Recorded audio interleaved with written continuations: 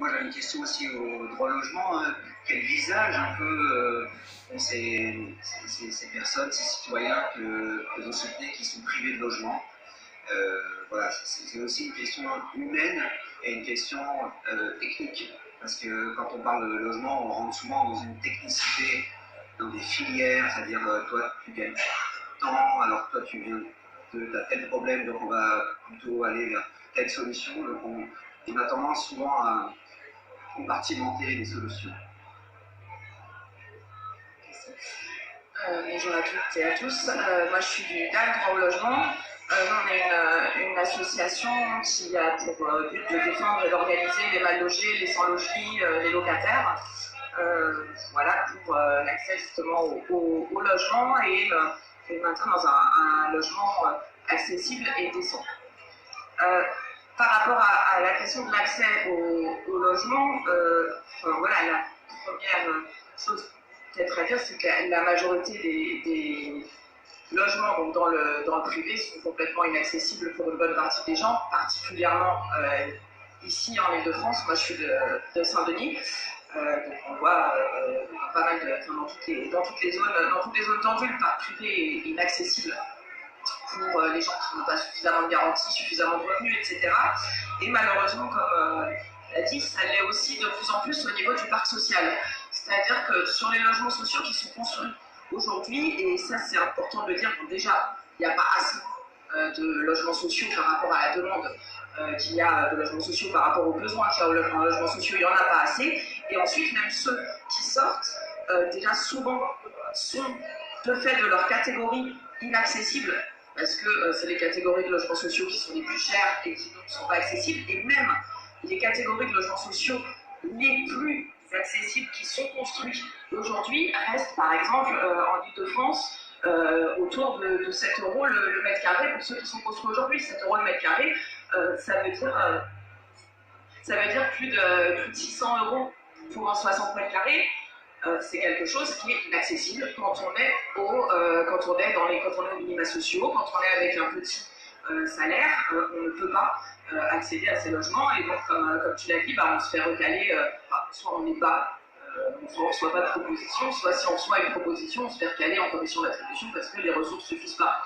Les seuls logements sociaux qui pourraient être accessibles au niveau du prix, ce sont les logements sociaux qui ont été construits dans les années 60, 70, etc., qui là sont à des prix au mètre carré qui sont beaucoup plus bas, sauf que les familles les plus modestes sont recalées aussi de ces logements sociaux au nom de la mixité sociale. C'est-à-dire qu'au nom de la mixité sociale, ils ne peuvent pas accéder à ces logements sociaux qui sont les moins chers. Voilà. Donc, encore cette idée de mixité sociale qu'on voit beaucoup utilisée dans les quartiers populaires, que malheureusement on ne voit pas utilisée dans les quartiers bourgeois. Voilà. Donc c'est encore une fois c'est encore un concept qui se retourne quand même systématiquement contre les classes populaires.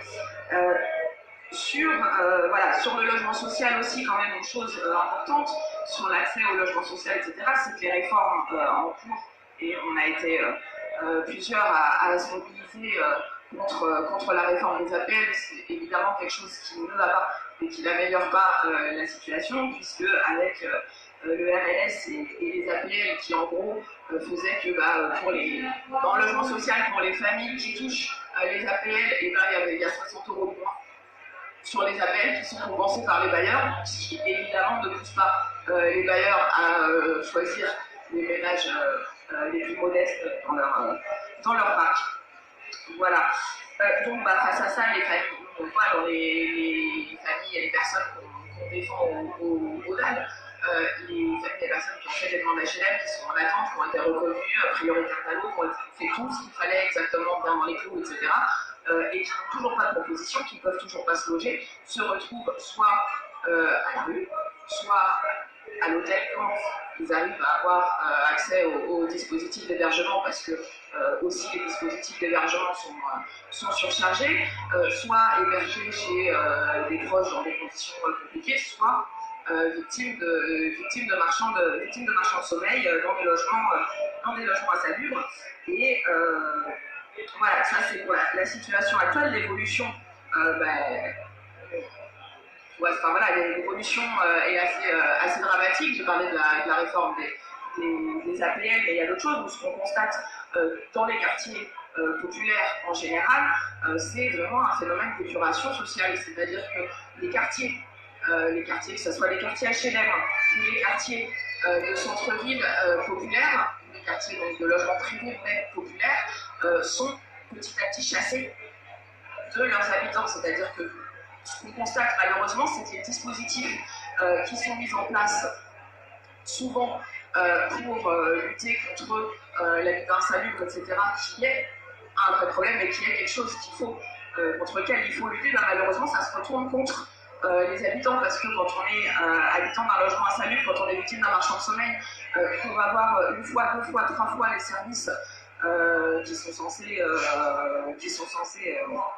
nous aider là-dessus, donc les services d'hygiène, l'ARS, etc., et qu'il n'y a rien derrière qui est fait, et qu'on a des familles qui sont dans des logements insalubres depuis des années et qui l'ont signalé et qui ne sont toujours pas relogés, et bien là, elles se retrouvent finalement à partir et sont remplacées par d'autres, parce que les marchands de sommeil n'ont pas de difficulté à trouver des victimes, parce qu'aussi, il y a des choses qui sont faites au niveau de la lutte contre les marchands de sommeil, mais qui malheureusement, à notre sens, ne se font pas dans le sens de protéger les victimes, de protéger les habitants. C'est-à-dire que pour nous, à partir du moment où quelqu'un signale qu'il est victime d'un marchand de sommeil, ou quelqu'un se signale auprès d'un service municipal comme victime de marchand de sommeil, et bien il devrait de fait déjà être protégé à minima contre les expulsions. Parce que qu'est-ce qui se passe quand on est victime d'un marchand de sommeil, qu'on va voir son service?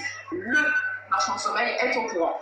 Et le marchand de sommeil, soit le soir envoie ses gros bras, soit va commencer à lancer une procédure d'expulsion tout à fait légale, et que la procédure d'expulsion tout à fait légale va mettre moins de temps à aboutir que la procédure pour reconnaître son statut de victime de marchand de sommeil. Et que donc, on a des locataires qui sont victimes de marchand de sommeil, qui ont fait tout ce qu'il fallait, qui se sont signalés comme il fallait, etc., et qui se retrouvent expulsés, qui se retrouvent mis à la rue quand ils ne seront pas tabassés. Parce que c'est quand même ça qui arrive,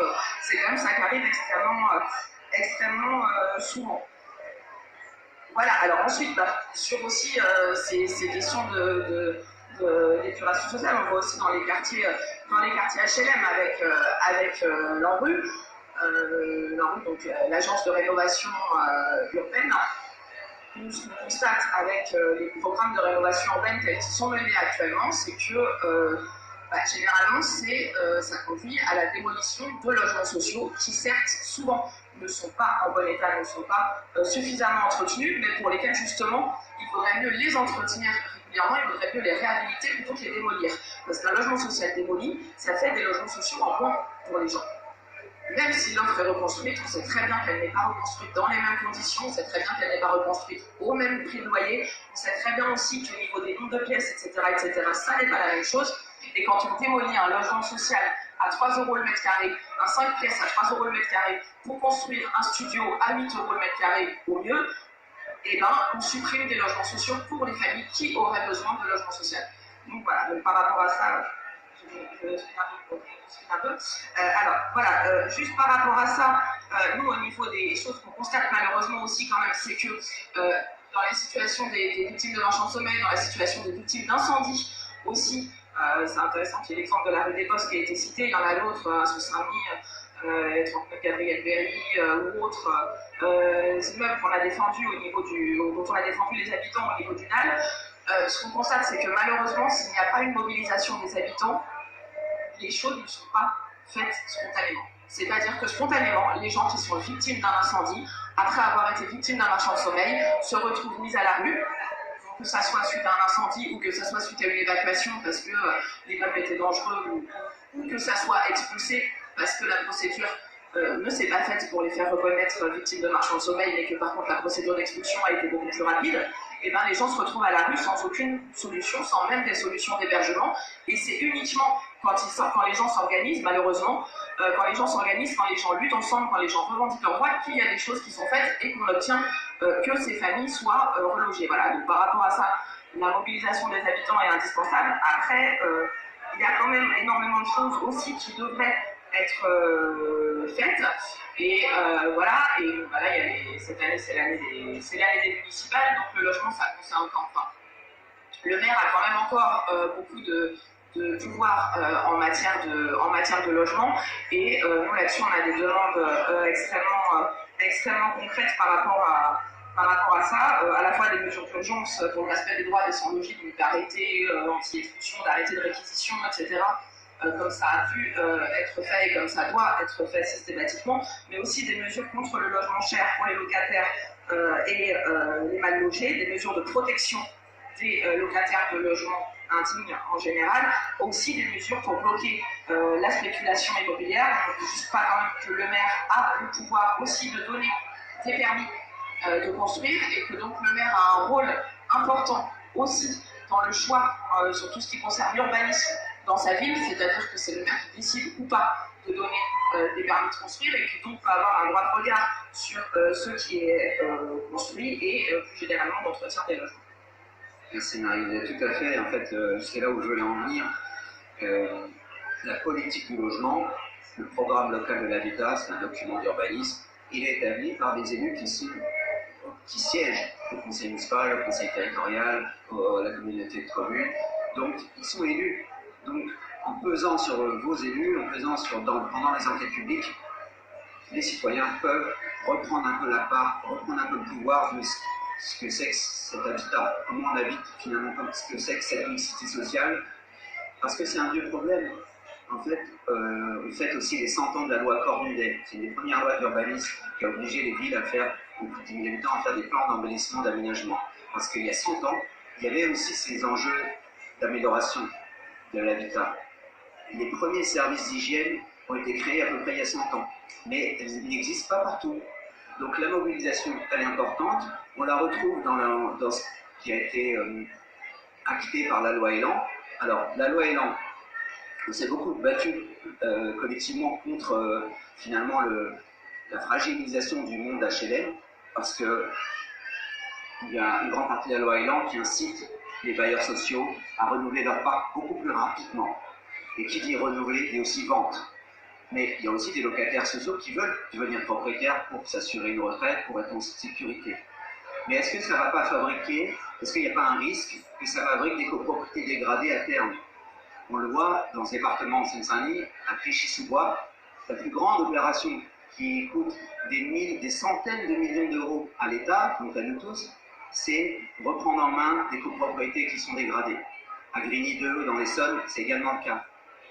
On parle de centaines de logements. On parle d'une fragilisation potentielle importante. La loi Elan, elle a aussi permis la réquisition, elle existait déjà, mais elle a aussi permis la réquisition par le préfet, elle a réaffirmé la réquisition possible par le préfet pendant 2 ans, immeubles, mais avec des associations agréées qui, du coup, suivent des personnes qui sont logées. Donc là, j'avais envie d'interroger un peu Mme Lyonnais sur